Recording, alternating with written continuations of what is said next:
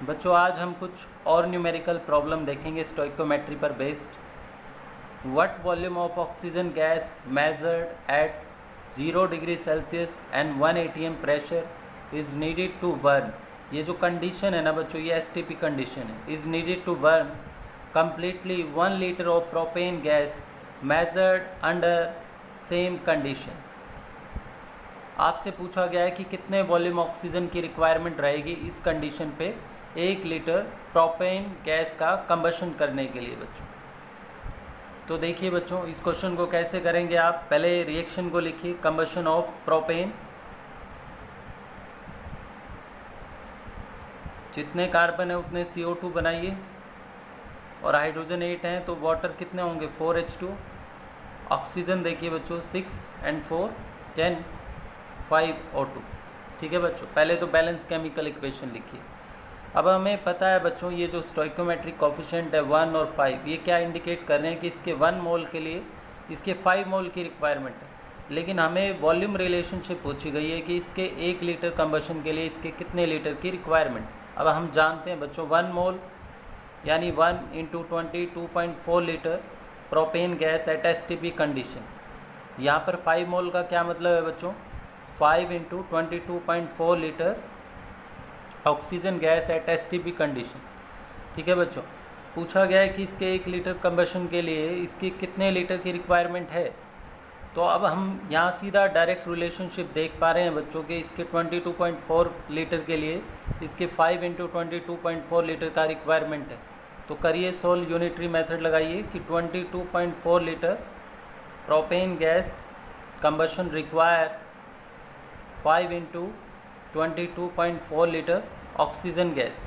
1 litre propane gas require 5 × 22.4 by 22.4। तो बताओ बच्चों कितना आएगा 5 लीटर। 5 लीटर की रिक्वायरमेंट होगी बच्चों। ऑप्शन क्या क्या दिए गए हैं 10 7 6 5। तो आपका आंसर क्या आया बच्चों 5 लीटर। इस तरह से आपको ये क्वेश्चन करना था। अब हम नेक्स्ट क्वेश्चन की तरफ अप्रोच करते हैं। देखो बच्चों, इस क्वेश्चन में क्या पूछा गया है, change in volume when 100 ml phosphine gas decomposed to solid phosphorus and hydrogen gas। बच्चों आपसे चेंज इन वॉल्यूम पूछा गया कि कितना वॉल्यूम चेंज होगा जब 100 ml फॉस्फिन गैस डिकम्पोज कर जाएगी फॉस्फोरस और हाइड्रोजन गैस में। ठीक है बच्चों, तो ये एसटीपी कंडीशन पे आप कंसीडर करेंगे। अगर कंडीशन मेंशन नहीं है तो बच्चों तो आप लिखिए इस रिएक्शन को। फॉस्फिन डिकम्पोजिशन करके क्या बना रहा है बच्चों, फॉस्फोरस और हाइड्रोजन। ठीक है, इसकी नेचुरल फॉर्म जो है एलिमेंट्री फॉर्म फॉस्फोरस की क्या है बच्चों P4। तो बैलेंस करिए 4 molecule phosphine will form 1 molecule phosphorus. उसके बाद हाइड्रोजन देखो बच्चों 12 और यहाँ पर कितने हैं 2 एटम। तो आप क्या करेंगे 6 से मल्टीप्लाई। ठीक है, इसने खुद बोला है बच्चों ये सॉलिड फॉस्फोरस कौन सी कंडीशन में होगा, सॉलिड में, गैस गैस।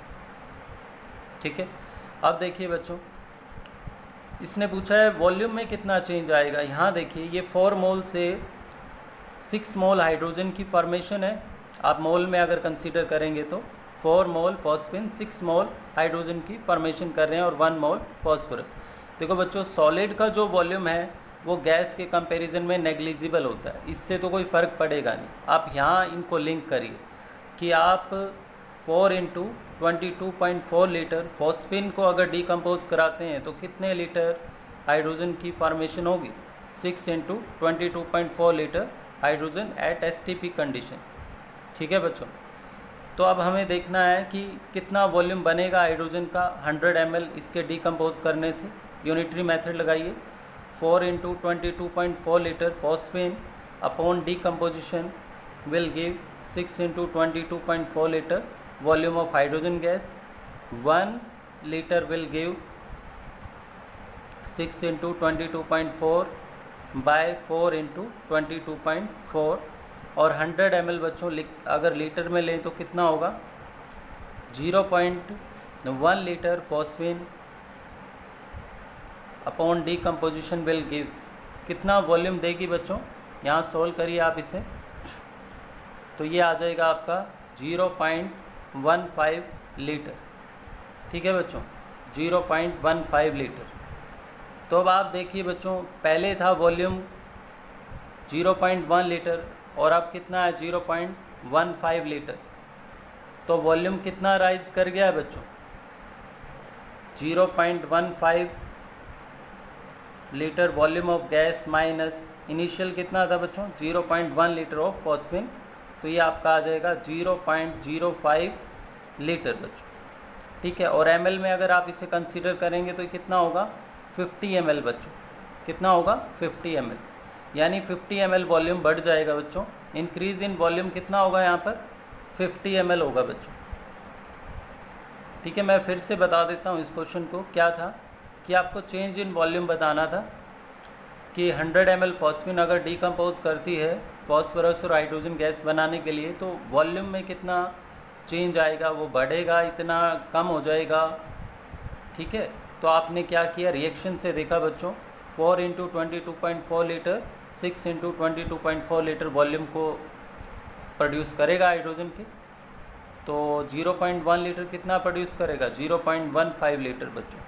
ठीक है, तो पहले था वॉल्यूम 0.1 लीटर और अब है 0.15 लीटर बच्चों। ठीक है, तो इंक्रीज वॉल्यूम कितना है? 0.05 लीटर बच्चों। इसका वॉल्यूम नेग्लिजिबल है, इसको कंसीडर नहीं करेंगे। ठीक है, और ml में अगर आप इसे कंसीडर करेंगे तो 50 ml बच्चों।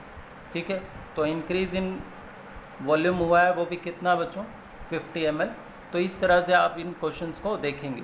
हाँ बच्चों, जो मोल कंसेप्ट सॉल्यूशन में है टॉपिक आपका, उसे आप 12th क्लास के शुरुआत के 3 लेक्चर से करेंगे बच्चों। मैं ऑलरेडी उनको करवा चुका हूँ।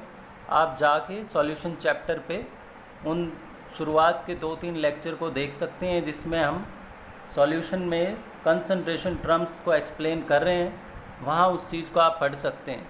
ठीक है, मोलैरिटी, नॉर्मेलिटी, मोलैलिटी, वो हम उसमें कर चुके हैं बच्चों। तो एक बार आप वहाँ जाकर उन्हें पढ़ें। ठीक है, और इसको फिर हम आगे सभी तरह की जो प्रॉब्लम्स हैं एक लेक्चर में करेंगे चैप्टर 1 की, ताकि आपको एक साथ सब कुछ समझ आए। ठीक है, तो आज के लिए आप इतना ही करेंगे।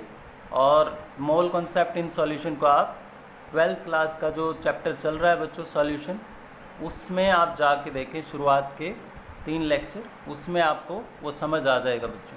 ठीक है, क्योंकि सेम टॉपिक को वहाँ पे भी करवाया गया है, क्योंकि उनके सिलेबस में भी है बच्चों। तो उसे आप वहाँ जाकर करें।